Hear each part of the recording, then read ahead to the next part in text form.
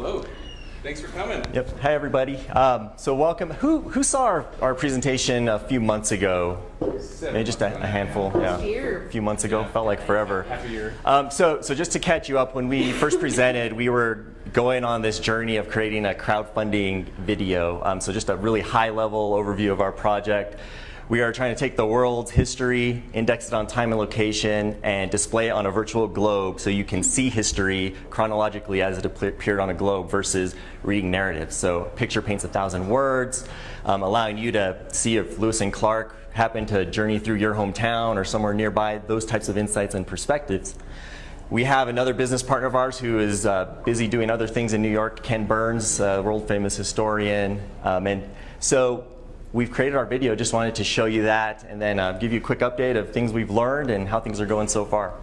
And I'm Jon Martinez. This is Jesus Salazar. I don't know if you see, we got our intern here, Steve Bates, and he's kind of recording us, so don't worry, we're not going to turn around the camera on everyone here. I also got 3 little helpers, my little kids here. They're grabbing some food right now, but they'll be back, so try not to mind them. But I'll go ahead and start the video, let you guys see what we put together.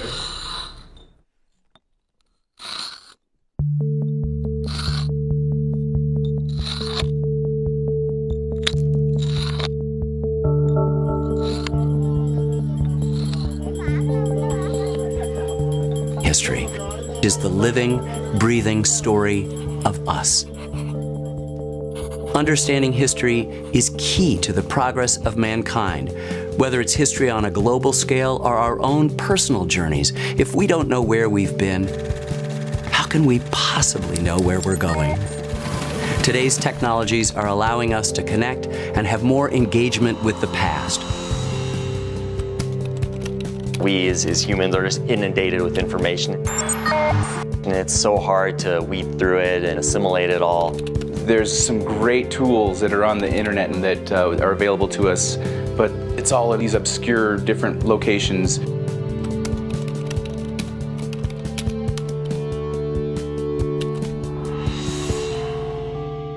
Imagine if you could go any place in the world at any point in time and see what was going on there, nearby, or anywhere for that matter.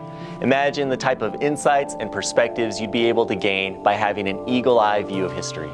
And that's what the ChronoScribe project is all about, is allowing us to take our history and index it by time and location so we can actually go back and see what was happening then.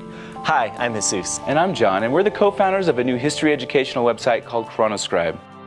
ChronoScribe is an online portal with the goal of taking the world's history, which is inherently subjective and narrative, and distilling that into tiny, atomic, fact-based events. Taking those events, indexing it on time and location, and then putting it on a virtual globe with timeline navigation. Say you're given an assignment from your teacher to do a study on the evolution of inventions. Let's say you pick somebody that's really notable from history, Nikola Tesla. You'd go to ChronoScribe, you'd search for Nikola Tesla, you'd see his whole timeline of his whole life. You could then see a data point for alternating current. Alternating current, the bladeless turbine. We know that he is the credit for these inventions, but typically in a scientific field, you're not the only person working on that, and you're getting ideas from other people and other scientists that are helping you. That data point will be part of several other timelines. And from this, you'd be able to just see all of these timelines intersecting across Nikola Tesla's and get an idea of the whole picture.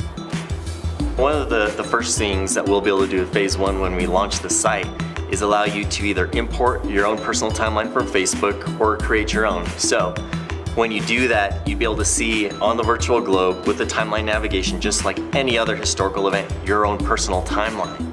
The great thing is you could then search for something else like Nikola Tesla and see where those intersect. ChronoScribe is a project for all of us, and the time is right for something as ambitious as this to finally become a reality.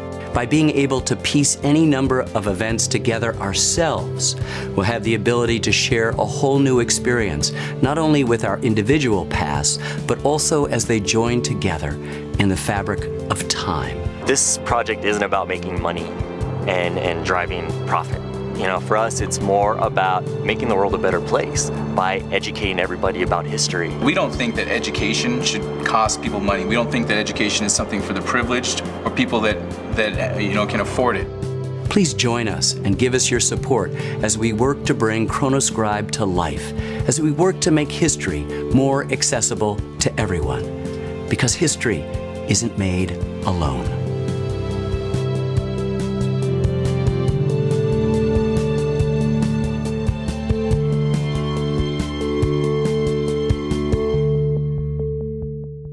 All right, so what you just saw, aside from mine and John's monkey butts trying to act next to Ken Burns, was our attempt to try and get people excited about history and try and draw a philanthropic spin to it, just to help make this whole project a reality. It's been really fun working with Ken Burns.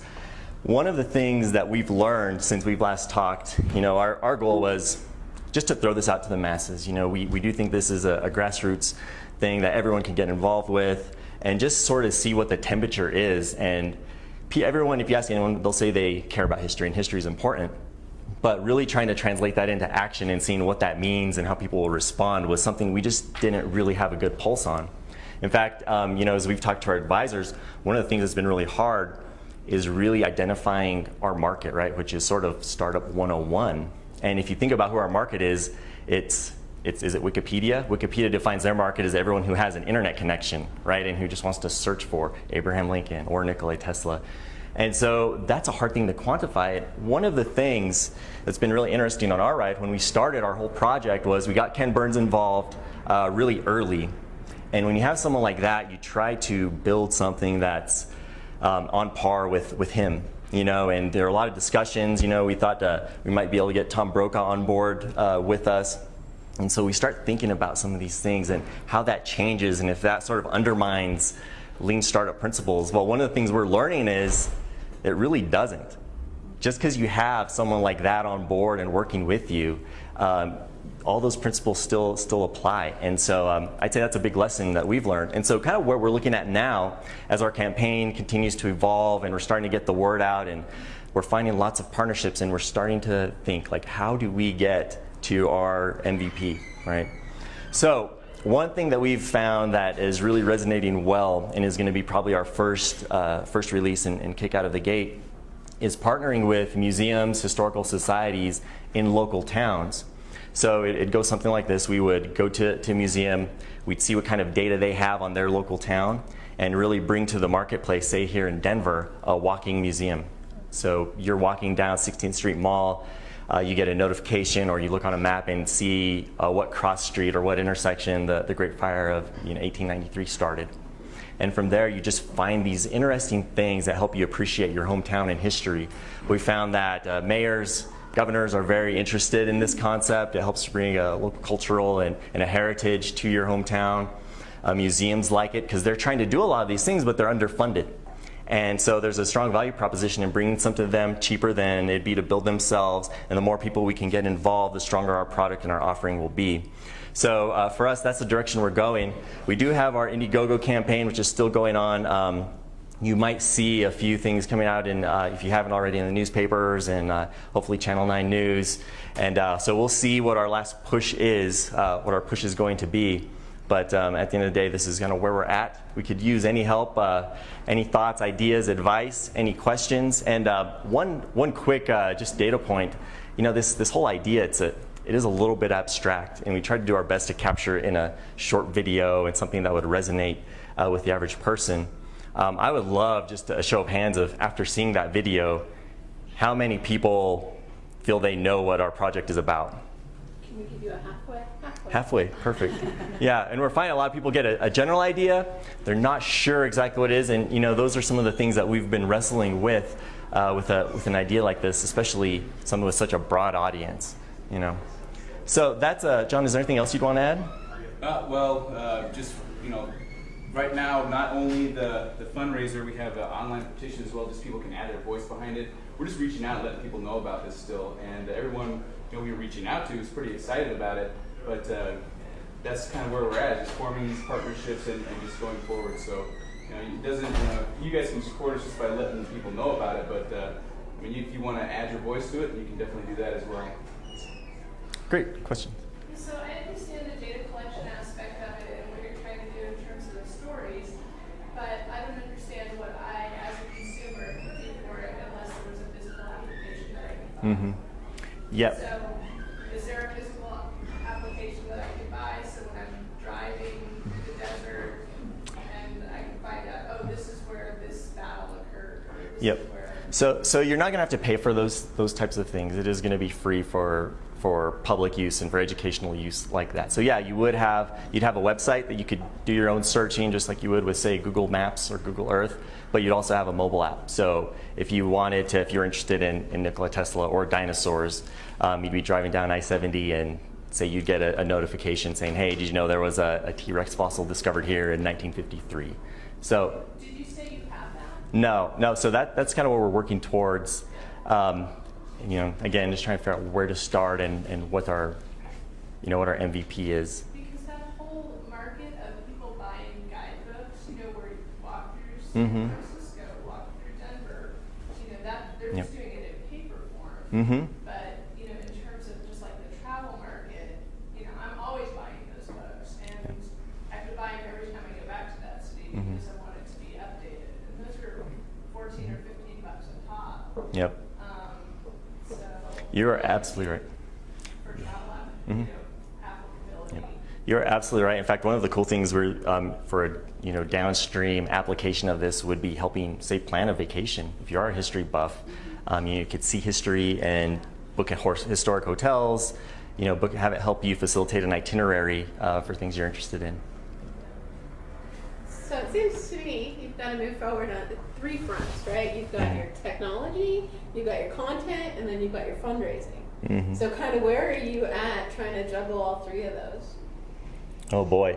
So the content's going to be just this never-ending thing. So obviously we're starting out where we think it makes most sense, something we can resonate with our local market and connections. So here in Denver, we've partnered with Colorado History Museum, Denver Library, Rocky Mountain PBS, and so we're getting data. They have interns working on structuring data in a nice format. So we're going to have that, which is pretty easy on a small scale.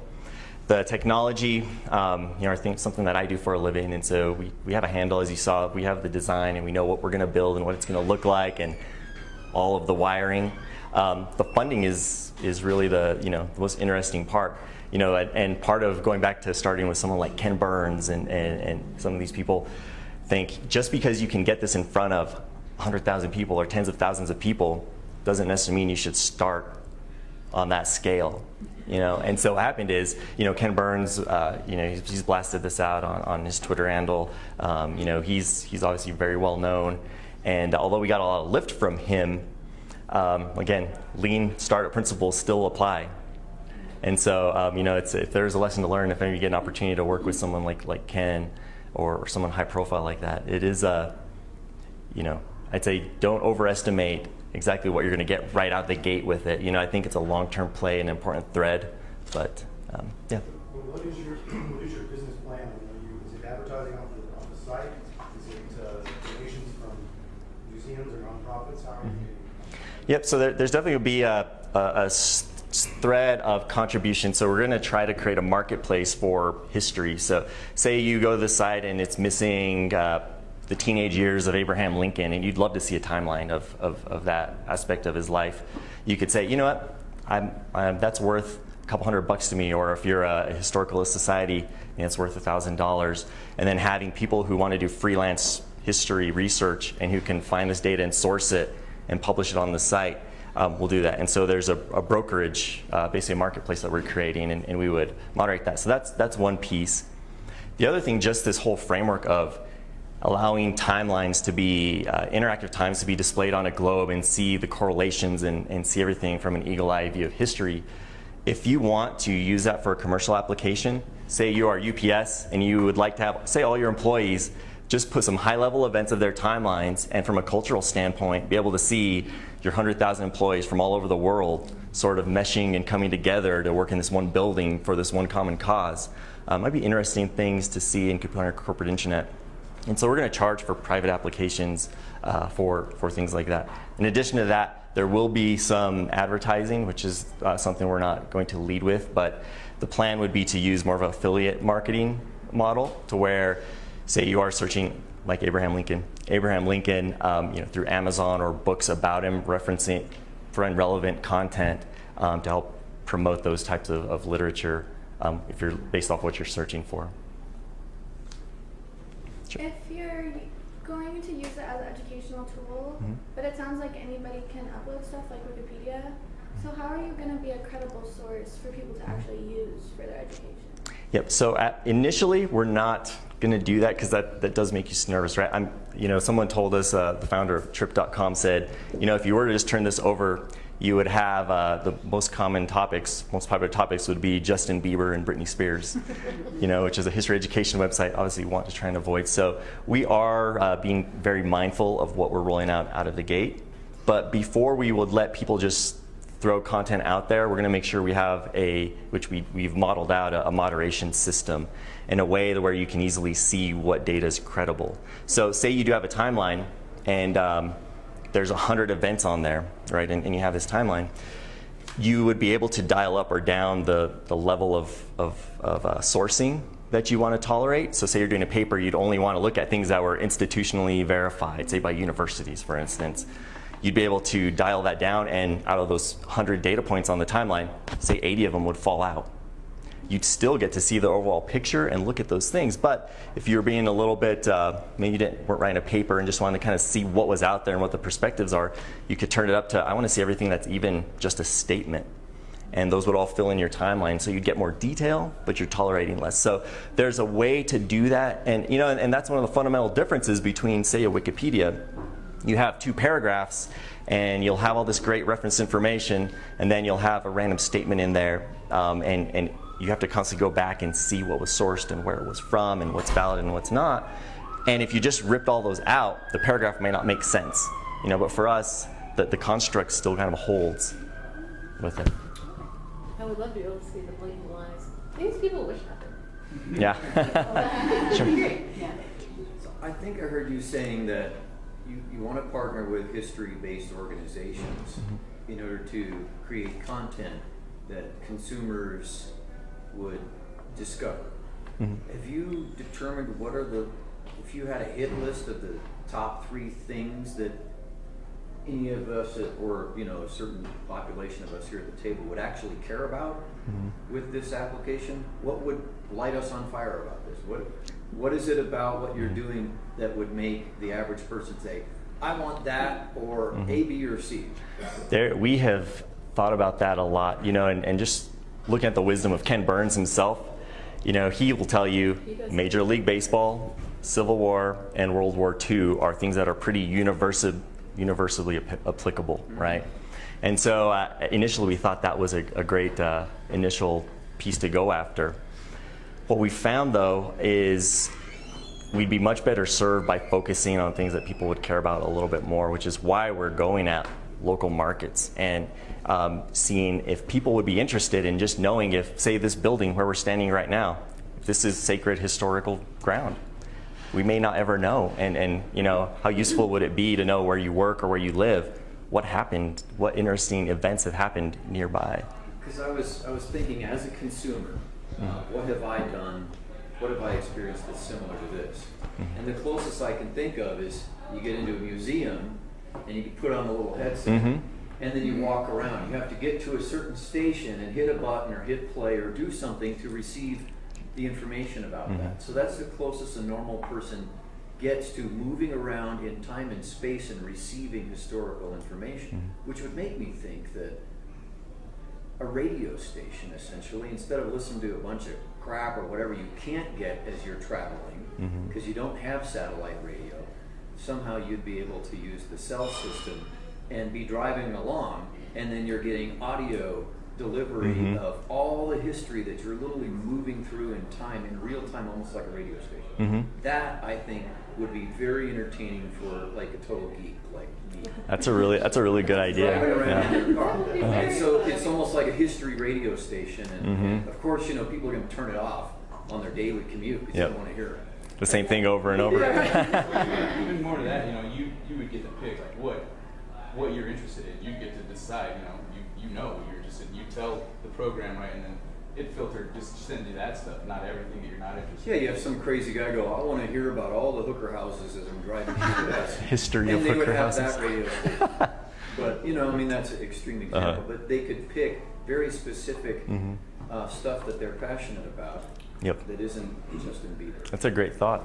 How are we doing on time? Real quick. Are we on? I authorize you to take 2 more questions. Oh, great. All right. John, I don't know who is. Go ahead. You know, one of the big markets out there is genealogy. It seems like, you know, you're talking about you're adding your own timeline, those pieces. Have you thought about, you know, working with the Mormon Church and some of those people that are really big in the genealogy and you know, looking at that as a potential market? Yeah, absolutely. In fact, you know, when we did our first pitch of looking for building our investor deck, Ancestry.com was one of the models we looked at just to size that market. It's like $187 million market, they say. There definitely are some aspects to that, right? Because if you can put in your own personal timeline and your grandparents and your parents and really see where they go across, right? We all know our grandparents, the crazy stories they tell, but if you could actually see it and see how you relate to that, it'd be really interesting. And so obviously something that we are definitely looking at. And if you go to our Indiegogo campaign, we do touch on that. It's one of the first things we talk about is this whole ability of identifying with your own history and personalizing it. It's funny, this project, I'm sure as you can kind of get the sense, it's very broad and big and nebulous. And so we're working on messaging to just find one thing that we can focus on because, you know, it tends to, I think, distract people with it. But yeah, definitely an application. All right, John, you pick. Oh man, well, this gentleman right here in the glasses has arm up.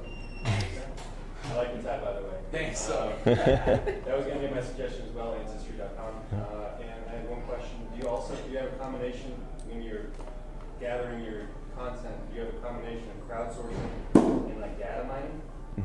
Is that kind of how it goes? Is it a combination of both? And building it ourselves too. Yeah. Having a team put together. Yeah. So, Have you guys tried to get a meeting with Jimmy Wales and just? do you guys remember? Surely. You can send him an email, and yeah, I mean that's definitely on I would the think on the he'd plan of return an reaching out. email from Ken Burns, though. Yeah. It's something he was on our list. We're, you know, Well, yeah. it's like a million people you'd reach out to. It's hard to, Any day. yeah.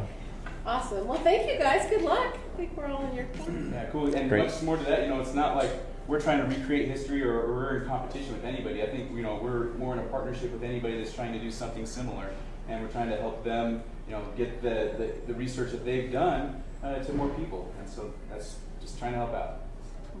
Awesome. Great. Thank you.